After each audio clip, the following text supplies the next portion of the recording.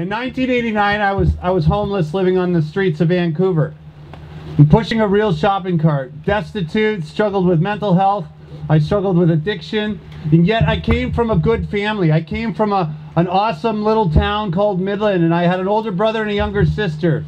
But things began to go wrong by the time I was 13, 14, and 15, and at 15 years old, I started to have family conflict. I started to not get along with my stepfather, who was a bit of a bully. And so at 15 years old, I found myself out on the streets. I was in St. Thomas a couple of days ago, and I asked a 17-year-old girl, I said, have you ever had a fight with your mom or your dad? Well, sometimes those fights, the door slams and it doesn't reopen.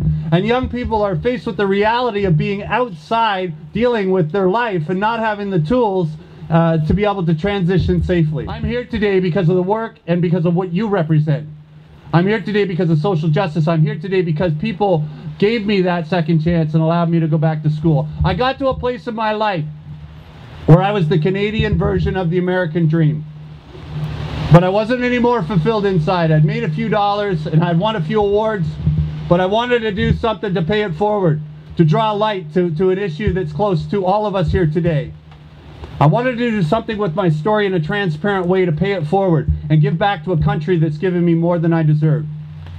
And so I began to plot and I began to plan and I began to ask the question, how do you engage Canadians?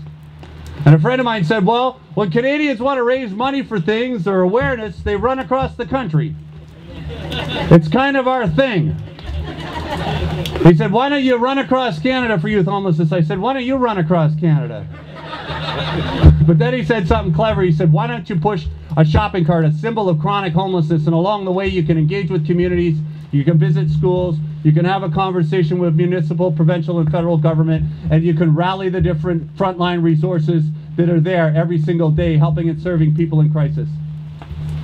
So I took that as a challenge, and on the 1st of May, with my shopping cart and Marie and an extraordinary team, we left St. John's, Newfoundland, and I began walking.